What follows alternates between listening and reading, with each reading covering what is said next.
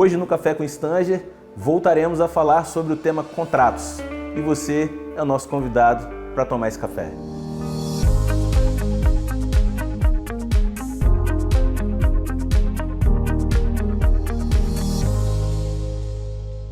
Dr. Valdini, a gente de volta aqui para o terceiro episódio dessa série sobre contratos. É um tema de muita relevância, tanto que gerou aí para nós esses 3 programas. Fico feliz. Demonstra que há conteúdo, há temáticas e a importância do tema. Dr. Valdini, a gente falou até agora dos contratos nas modalidades de incorporação e condomínio fechado. E agora eu quero trazer o nosso assunto para os imóveis prontos. Como é que é essa relação entre particulares, agora falando então de cliente particular vendedor, né, pessoa física, e cliente pessoa física comprador? Como é que se dá essa relação e os seus contratos? Stanger, acaba sendo uma relação mais facilitadora, porque a pessoa que hoje, né, pessoa física, tem intuito de vender e a outra pessoa física tem intuito de comprar, ela já está olhando o produto que ela quer.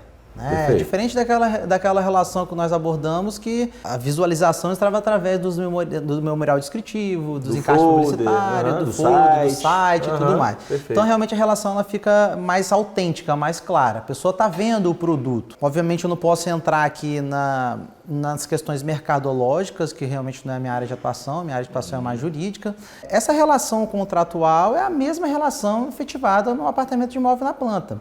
A diferença, obviamente, está com referência aos prazos, né, de entrega desse produto. Certo.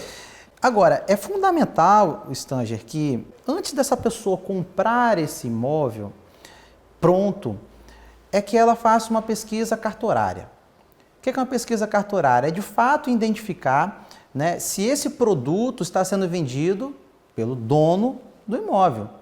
Certo. Aquele que se coloca na qualidade de proprietário precisa comprovar, junto ao registro de imóveis, se de fato ele é proprietário. Vou fazer uma pergunta aqui para aquele cara que se apaixonou no imóvel, está com dinheiro disponível e muitas vezes recebe uma pressão ou do corretor de imóveis, que fico muito triste com isso, com altos valores e altas expectativas, jamais se pode ter pressão no negócio. Mas ele recebe a pressão do corretor de imóveis, recebe a pressão do vendedor e muitas vezes corre para o contrato sem essa diligência, sem essa pesquisa cartorária. Doutor, isso está certo ou isso está errado? Stanger, acho assim, cada um, né, tem o seu livre-arbítrio de negociar um produto da forma que lhe convier. Ok. O que nós estamos abordando aqui são passo a passo para que a gente consiga atingir um propósito, que é a compra segura e feliz de um imóvel. Entendo eu que a figura de um profissional, de um corretor, numa relação negocial dessa é fundamental. Fundamental. Eu não vejo hoje uma negociação de imóvel sem interferência de um corretor. Sinceramente, não vejo. Uau. Por quê?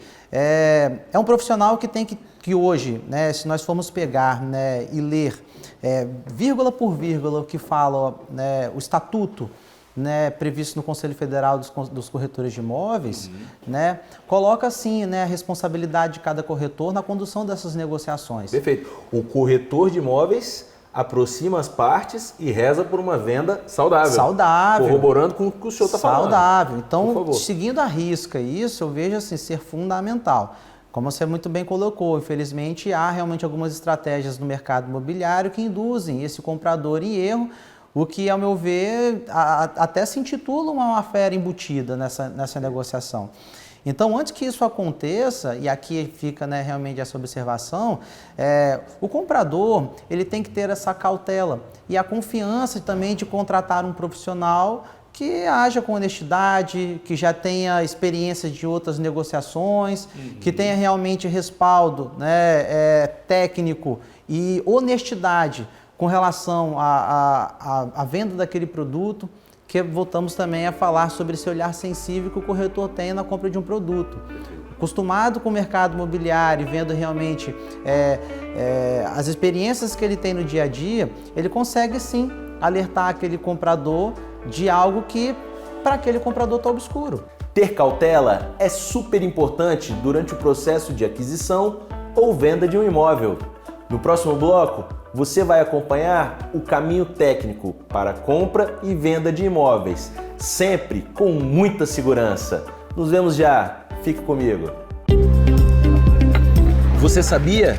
Vitória está entre as primeiras posições nos índices de qualidade de vida, ambiente de negócios e educação. O futuro é aqui.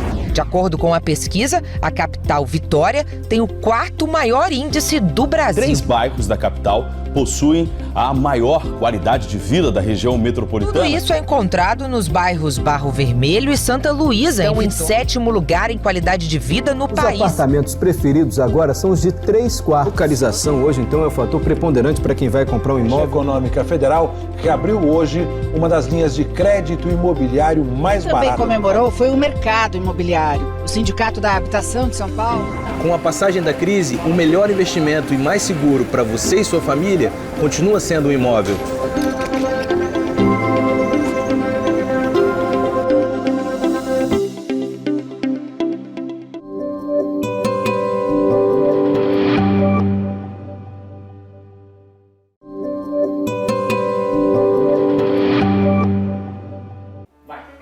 A compra e venda entre pessoas físicas deve ter a presença de um profissional capacitado e que conduz o negócio de forma técnica e com muita ética. Fique conosco e entenda o passo a passo do negócio para ter segurança e tranquilidade na sua tomada de decisão. Eu levanto muito essa bandeira, doutor Valdemir, que é a capacitação dos corretores.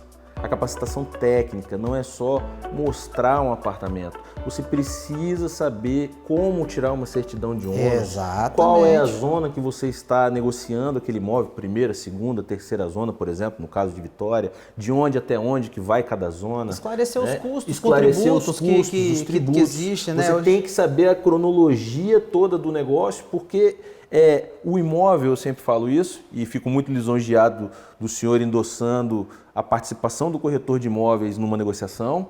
Isso é de muita lisura, isso é muito interessante. Por quê? Porque são diversas pontas. Diversas pontas. Nós temos, como o doutor bem disse, o registro de imóveis, nós temos a municipalidade, que é a titularidade da pessoa lá na prefeitura. Então, a certidão tem que estar de acordo com a municipalidade e a municipalidade tem que estar de acordo com a certidão. Além disso, nós vamos ter na esfera aí pessoal do proprietário uma série de certidões que vão mostrar que ele está apto a transmitir aquele imóvel, e o senhor vai entrar comentando isso que eu estou falando, porque é o seguinte, uma pessoa que está num processo de falência, de um processo trabalhista, e que esse imóvel está no caminho desse processo, se ele vende esse imóvel antes da chegada desse processo, ou até mesmo dessa anotação na certidão de ônus, que é a certidão do registro, pode configurar um desvio do patrimônio. Você explica um pouquinho para a gente esse cuidado prévio, sempre a gente falando do cuidado prévio, né? Porque depois pode dar muito trabalho para correr atrás do dinheiro, correr atrás da entrada que foi dada, correr atrás da chave do imóvel, da posse. Como é que você vai correr atrás de um imóvel e da posse que você não está lidando com o proprietário?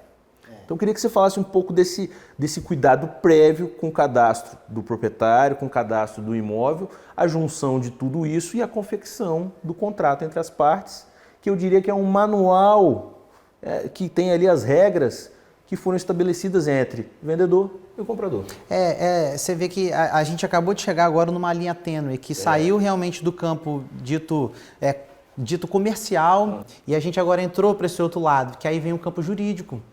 Entra o campo jurídico, né? Aí é fundamental que realmente esteja abarcado por uma orientação jurídica especializada, certo. Que é o passo que nós vamos o quê? Colocar tudo dentro de um contrato de compra e venda, todas as expectativas, todas as questões monetárias, questões de pagamento, questões de permuta, pode acontecer uma permuta. Ok. Né? Uma permuta entrando um carro como forma de pagamento, Perfeito. que tem que estar descrito no contrato, Perfeito. um imóvel de menor valor. Um imóvel de menor valor, né? Então Perfeitamente. tudo ali vai estar realmente alinhado, né? E dentro, obviamente, desse alinhamento, é fundamental que haja consequências pelo não cumprimento desse alinhamento. Stange, apesar de a gente estar falando hoje de uma relação contratual entre pessoas físicas, eu faço até aqui uma observação sobre os contratos realizados entre pessoa física e pessoa jurídica. Nós falamos lá atrás sobre os contratos de adesão, que é o contrato de adesão confeccionado pela pessoa jurídica e que ele pode sim futuramente ser revisionado. Perfeito. Em regra, infelizmente eu vejo que no mercado existem contratos que favorecem apenas a parte que confeccionou o contrato, o que isso não é correto. Isso não trabalha a boa-fé objetiva que se espera numa relação contratual. Perfeito. Né? É fundamental que coloquem, né, comprador e fornecedor de produtos e serviços no mesmo patamar. Infelizmente isso não acontece. Mas, Valdinei, como é que então a gente resolve uma questão como essa? Aí a gente vai ter que trabalhar o que nós chamamos de aplicabilidade do Código de Defesa do Consumidor. O Código de Defesa do Consumidor ele é muito claro quando ele estabelece o que nós chamamos de princípio da reciprocidade e princípio da igualdade de relação entre as partes. O Código de Consumidor ele exatamente existe para colocar um degrau ao consumidor para que ele possa bater de frente realmente com o fornecedor de produtos e serviços. Perfeito. Então eu posso afirmar com todas as letras que aquele contrato que coloca o consumidor em desvantagem exagerada, nós conseguimos e nós devemos colocar esse consumidor em patamar de igualdade. E aonde que eu quero chegar com essa conversa, Stange? Quando a gente percebe que existe num contrato, e aí a gente vai fazer um link agora também com os contratos particulares. Os particulares. Que existe penalidade para uma das partes, por que não existir para outra também? O pé de igualdade é exatamente colocar, se existe penalidade para um, tem que ter penalidade para outro. Então a ideia, ao meu sentido, ao meu ver, é também aplicar pro vendedor a mesma penalidade que se aplicaria aos consumidores. Trazendo a igualdade. Eu não quero de forma alguma, né, trazer um tipo de penalidade que onere também a construtora, de forma alguma. É apenas aplicar também os juros de 1% ao mês, mais a multa de 2%. A grande diferença, Stange, é que a ideia que eu ventilo e que eu realmente defendo hoje nos tribunais, né, inclusive junto ao conselho, é que esses juros de 1% ao mês ele seja trabalhado em cima do valor do imóvel. Mas por que sobre o valor do imóvel, Valdinei? Porque é isso que está sendo devido. Perfeito. Então, se o produto está sendo devido, nós temos que aplicar a penalidade sobre o produto. Sobre o produto, não sobre o que pagou até agora? Não sobre o valor que pagou até agora. Isso faz uma diferença. É uma tese que eu defendo e eu acredito que seja justa. Sim. Mas, Valdinei, há realmente um debate muito grande quanto os valores expressivos que isso corresponde realmente a uma construtora. Porque, de fato, se a gente for realmente colocar, né, os juros de 1% ao mês sobre o valor do empreendimento, se tornam ações indenizatórias significativas. Sim. Mas nós estamos falando do pós e o pré. E aquele comprometimento, né, que realmente teve de forma contratual a se entregar o empreendimento. O que, obviamente, não estamos falando aqui de situações que são imprevisíveis numa obra, que nós chamamos de caso fortuito ou força maior. Né?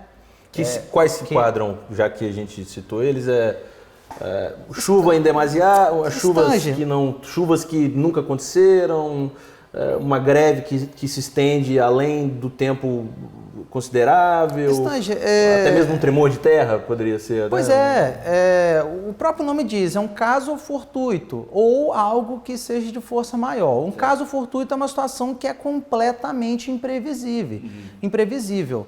Né? É uma situação que podemos alegar como uma greve. Se teve uma greve de uma semana, será que essa greve de uma semana justifica um atraso de um ano? Pois é, muito díspare, né? Muito díspare.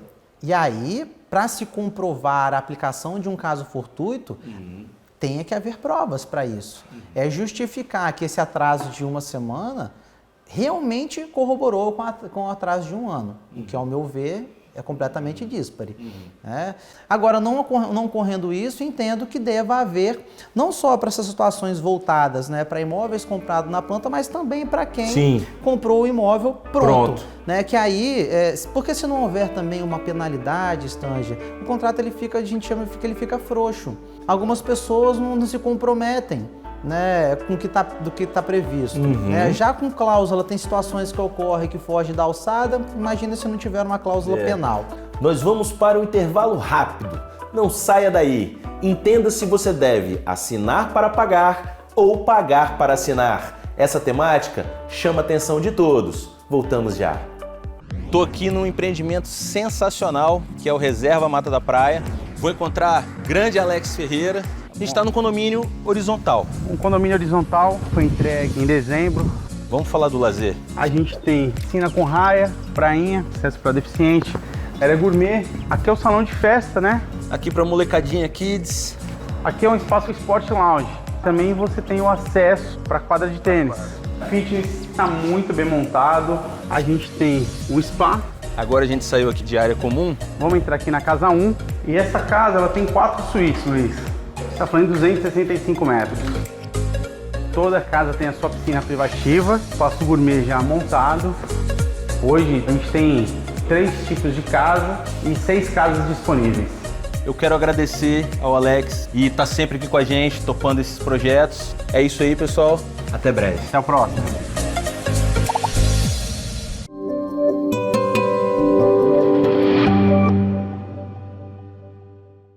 Eu e o Dr. Valdenir Rodrigues concordamos em todos os pontos sobre a importância da diligência e da seriedade na pesquisa cadastral de compradores e vendedores. Com isso, podemos evitar o distrato entre as partes. Vamos para o bloco final e você vem com a gente aqui no Café com Stanger. Dr. Valdenir, vou até aqui lançar uma pergunta para você de bate-pronto e eu quero a sua resposta, que é: você assina para pagar ou você paga para assinar? Como é que a gente resolve esse impasse? Stanger, você entrou realmente numa temática assim, maravilhosa, porque a gente falou muito aqui também na figura do comprador e até acredito que a gente precisa sim ventilar também a figura do vendedor. Aquela pessoa, inclusive, que se comprometeu a entregar algo que esteja limpo, desembaraçado, que também tem uma história por trás de como adquiriu, de como conquistou, para até mesmo nesse momento vender aquele imóvel, precisa também estar respaldada e com segurança de que aquele comprador é uma pessoa correta, uma pessoa que vai cumprir também com zelo aquele contrato que foi previamente assinado. Respondendo bate-pronto, né? eu assino para pagar. Você assina primeiro e depois paga? Depois eu pago. Às vezes as pessoas elas querem fazer um negócio e tem medo de dar um sinal, mesmo com aquela due diligence, mesmo com as certidões, ok, do CPF da pessoa, a municipalidade, o registro no cartório de imóveis, e ela ainda assim falar, eu vou dar o dinheiro quando ele me der a chave. Mas o vendedor precisa daquele dinheiro para poder comprar ou alugar um outro negócio e entregar a chave. E aí fica esse impasse que você já me respondeu, perfeito, mas queria que você me entendesse como que a gente pode solucionar essa coisa de que eu dou o dinheiro quando me der a chave e a pessoa dizendo eu preciso de parte do dinheiro para poder sair, deixar vazio o imóvel para te dar a chave. Perfeito. Fui claro? O que você acha sobre isso? Pensa, tem visto? Eu acho fundamental que é uma troca de confiança, né, Stanger? Da mesma forma que a pessoa está se comprometendo a vender e a outra se comprometendo a pagar, e o vendedor a entregar, obviamente que esse momento de entrega precisa de toda uma formalização. E a formalização não é só a formalização de transferência do imóvel, mas também o pagamento integral dos valores. Legal. Acho fundamental essa tese de que, olha, eu vou te dar parte, né, dessa negociação. Interpreto eu que 20% seria um valor considerado justo. Perfeito. Né, mas isso vai de negociação, não tem uma regra para isso, mas eu vejo muito, né, essa entrada inicial de 20% para amarrar o negócio, né, e à medida dali até que seja confeccionado, né, todas as documentações e todo o trâmite de transferência, e de repente até mesmo a utilização de um contrato de financiamento habitacional e a consequente transferência dos aportes financeiros pro vendedor, aí sim se conclui toda a negociação. Aqui eu quero fazer uma observação que para aqueles que precisam ou dependem de um contrato de financiamento, antes de assinar esse contrato de compra e venda, até mesmo com essa entradinha de 20, 30, enfim, vai depender da negociação, antes que se faça isso, vá à agência financeira, faça uma avaliação de crédito pré-aprovado para poder identificar a sua capacidade financeira. Muitas pessoas não fazem isso. E caímos naquela situação de que no momento de pegar um empréstimo junto ao banco, o banco não libera tudo aquilo que ela esperava. E aí se torna realmente uma situação dramática. E numa situação entre compra e venda entre pessoas físicas, se essa pessoa não tiver condições, né, de pagar essa integralidade e esse processo de compra tiver que ser rescindido, haverá obviamente penalidades para isso. O engraçado é que tudo que a gente conversou aqui, né, nesse bate-papo maravilhoso, é que se resume em uma palavra. Qual? Precaução. Precaução. Prevenir é melhor do que remediar. Precaução. Visão de prevenir, né, para remediar, e visão que a prevenção ela é baseada em investimento e não em despesa. Perfeitamente. Bom, já me encaminhando aqui para o final desse bate-papo maravilhoso, Valdenir Rodrigues. Prazer. Doutor, muito obrigado pela sua presença. Tivemos papo para mais de um café. Com certeza, hoje o senhor recebe aqui a cadeira cativa no Portal Stanger. Eu agradeço. A gente tem muito assunto para trazer para vocês, né? É bem vasto o campo do direito imobiliário. Volto a dizer que são várias pontas que não se ligam sozinhas. Daí a necessidade de um corretor de imóveis capacitado, inscrito no seu órgão regulador, que é o CRES, que é muito importante, né? O profissional inscrito, ele é encontrado em qualquer lugar desse mundo. Ali estão, por exemplo, no meu caso, todos os meus dados, né? Desde a filiação até onde mora. Então, isso é de extrema importância para colocar os altos valores e as altas expectativas na mão de quem entende. Além disso, é claro que não poderia faltar em um caso tanto de perda total do contrato, quanto de uma dúvida mais profunda, às vezes um cadastro embaraçado da pessoa, a presença de um especialista, de um advogado, principalmente focado no direito imobiliário, é de extrema importância para trazer segurança, né?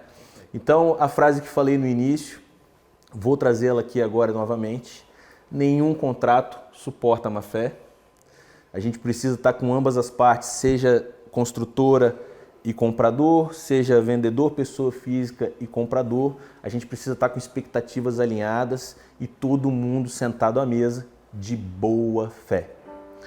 Hoje a gravação do programa foi aqui na Cousina Design Kitchen, a loja localizada na Praia do Canto, na rua Aleixo Neto. Essa locação muito bacana, né? Aqui você encontra acessórios diversos para cozinha, né? Aparatos, tudo de muita qualidade. Você consegue aqui no site acessar o endereço para saber mais sobre esse lugar sensacional. Chegamos ao final da série sobre contratos, um assunto muito importante, de alta relevância para compradores e vendedores. Agradecemos ao Dr. Valdenir pela presença e por nos transmitir tanto conteúdo. O programa Café com Stanger passa sempre às quintas-feiras ao meio-dia, com reprise diária às 18h15, aqui na TV Ambiental. A gente faz de tudo para valorizar o seu tempo.